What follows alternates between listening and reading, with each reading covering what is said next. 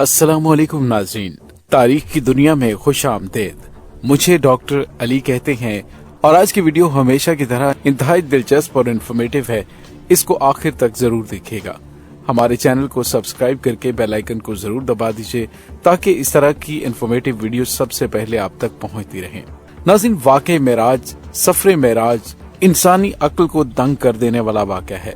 इसमें अल्लाह रब्बुल इज़्ज़त ने अपने महबूब खातमुन नबीयीन हजरत मोहम्मद सल्लल्लाहु अलैहि वसल्लम और अपने दरमियान तमाम पर्दों को गिरा दिया। लेकिन साइंस इस वाक़े को तस्लीम करने में हीलो हुज्जत से काम लेती है।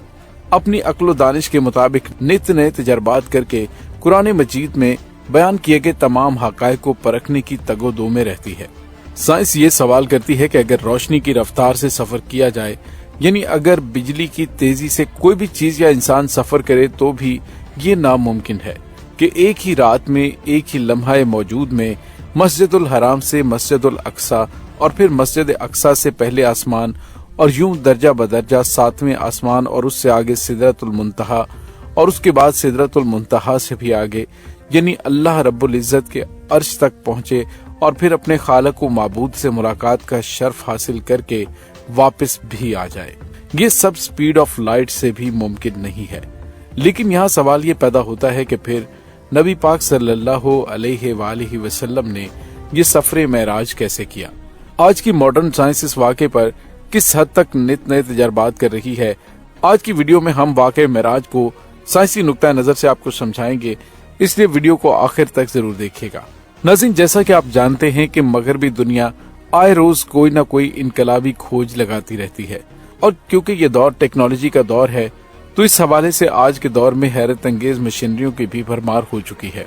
उन्हीं में से एक मिस्ट्री टाइम ट्रेवल भी है, जिसका मतलब ये है कि वक्त में सफर करना, माजी में पीछे चले जाना या मुस्तकबिल में आगे चले जाना, जिसको मगरबी दुनिया में बहुत ज्यादा प्रमोट किया गया। किस टेक्नोलॉजी की मदद से ऐसी डिवाइस बनाई जा चुकी है जिसकी मदद से वक्त में सफर करना मुमकिन बनाया जा सकता है। लेकिन क्या आप जानते हैं, कुरान मजीद फुरकान हमीद में 1400 साल पहले ही बयान कर दिया गया था कि जब नबी पाक सल्लल्लाहु अलैहि वसल्लम मक्कातुल मुकर्रमा से मस्जिद अक्सा पहुंचे, अगर उस दौर के मुताबिक ऊंट या घोड़े पर सफर किया जाए तो इस सिलसिले में 30 से 40 दिनों का वक्त लग सकता था। लेकिन आप सल्लल्लाहु अलैहि वसल्लम ने न सिर्फ मस्जिद अक्सा तक का सफर किया, बल्कि 7वें आसमान तक पहुंचे और उससे भी आगे सिदरतुल मुंतहा तक गए। और हद ये कि जब उससे आगे जनाब जिब्रील के भी पर जल जाते, तो दोस्तों साइंस के लिए ये समझना नामुमकिन था। आप सल्लल्लाहु अलैहि वसल्लम ने पूरी कायनात का सफर किया। साइंस के लिए ये समझना नामुमकिन था कि आप सल्लल्लाहु अलैहि वसल्लम ने पूरी कायनात का सफर किया। नाज़रीन, science special theory of relativity के मुताबिक अगर कोई जिस्म रोशनी की रफ्तार के साथ सफर करता है तो वक्त का फैलाव बढ़ जाता है। रसूलुल्लाह सल्लल्लाहु अलैहि वसल्लम जिस बुराक पर सफर कर रहे थे, उसकी रफ्तार रोशनी की रफ्तार से कई गुना ज्यादा थी। मेराज के दौरान वक्त फैलाव बढ़ने की बजाय कम हो गया, यानी वक्त थम गया। साइंसी नुक्ता नजर से कायनात के किनारे तक का फासला किसी भी समत में 46.5 बिलियन नूरी साल है, जिसे मरी कायनात कहा जाता है। जबकि रोशनी एक साल में 9.46 ट्रिलियन किलोमीटर का सफर करती है। इसका मतलब यह है कि अगर रोशनी मुसलसल सफर करती रहे तो ये 46.5 बिलियन सालों में कायनात के किनारे तक पहुंच सकेगी। यहाँ दूसरा सवाल ये पैदा होता है कि इतनी बड़ी मुसाफत तय करने के लिए अरबों साल दरकार हैं, तो हजरत मोहम्मद सल्लल्लाहु अलैहि वसल्लम ने इतना बड़ा फासला बहुत कम वक्त में कैसे तय किया। बेशक ये अल्लाह ताला की ही कुदरत है कि जिसने अपने महबूब के लिए वक्त को समेट दिया। सही मुस्लिम की एक हदीस का इक्तबास बुराक के बारे में बयान करता है कि आप सल्लल्लाहु अलैहि वसल्लम ने फरमाया, मेरे लिए बुराक लाया गया जो एक सफेद और लंबा जानवर है, जो कि गधे से बड़ा है लेकिन खच्चर से छोटा है, जो अपने खुर को उसकी हद के बराबर फासले पर रखता है। जबकि बुराक के लफ्ज़ी मानी बर्क यानी बिजली की तेजी के हैं, यानी बुराक बिजली की रफ्तार से कहीं ज्यादा तेज रफ्तारी से सफर कर सकता था। दोस्तों, वाक़े मेराज हमारे प्यारे नबी हजरत मोहम्मद सल्लल्लाहु अलैहि वसल्लम का मौजज़ा है, और मेराज के सफर के दौरान आप सल्लल्लाहु अलैहि वसल्लम ने पूरी कायनात की सैर की। आप सल्लल्लाहु अलैहि वसल्लम ने अल्लाह ताला से मुलाकात की और आपने जन्नत और जहन्नुम का मुशाहिदा भी किया। آپ صلی اللہ علیہ وآلہ وسلم نے تمام نبیوں اور تمام رسولوں سے بھی ملاقات کی۔ دوستو، غیر مسلموں نے واقع معراج کی حقیقت پر کفر اور اختلاف کیا۔ کئی بار غیر مسلموں نے یہ سوال اٹھایا کہ نبی پاک صلی اللہ علیہ وآلہ وسلم کے لیے کیسے ممکن تھا کہ وہ بہت کم وقت میں پوری کائنات کا سفر کر سکیں۔ سائنسی نقطہ نظر سے اگر بجلی کی رفتار سے بھی سفر کیا جائے تو بھی یہ ممکن نہیں کہ ایک کہکشاں سے دوسری کہکشاں اور اس سے آگے کا سفر کیا جا سکے، جبکہ سائنس کی جدید تھیوری یہ بھی کہتی ہے کہ وارم ہول کے دروازوں میں سے ایک دروازے کو کھول کر اگر چند لمحوں کا سفر کر لیا جائے تو اس کا دوسرا دروازہ کسی دوسری کہکشاں میں جا کھلے گا۔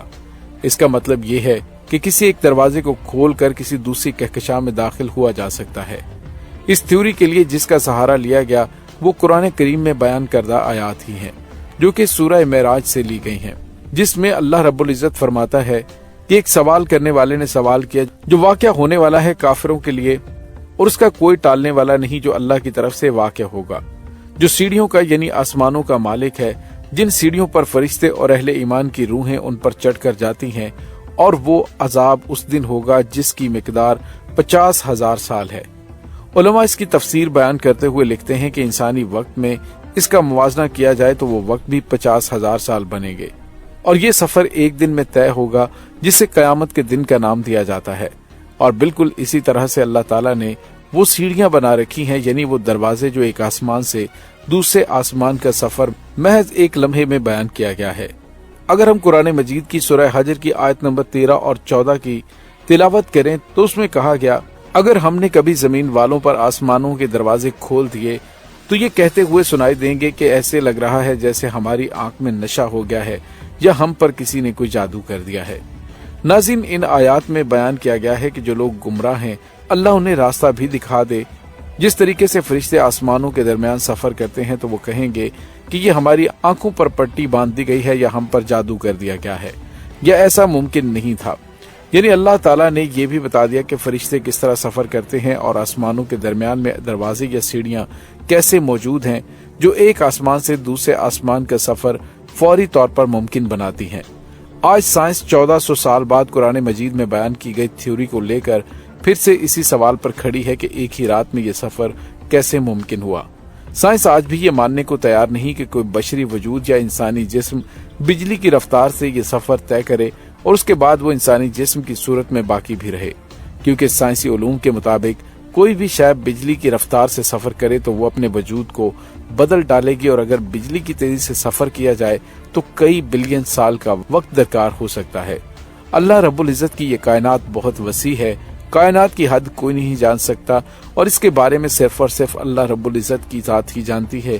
یہ سفر کیوں کر ممکن ہوا، اللہ رب العزت کے اپنے محبوب سے ملاقات کے دوران کیا کیا باتیں ہوئیں، اس کے بارے میں اللہ اور اس کے رسول ہی بہتر جانتے ہیں۔ ناظرین، امید ہے آپ کو ہماری آج کی ویڈیو پسند آئی ہوگی۔ کمنٹ سیکشن میں اپنے خیالات کا اظہار ضرور کیجیے گا۔ اس کے ساتھ ہی ڈاکٹر علی کو اجازت دیجیے۔ اللہ وارث۔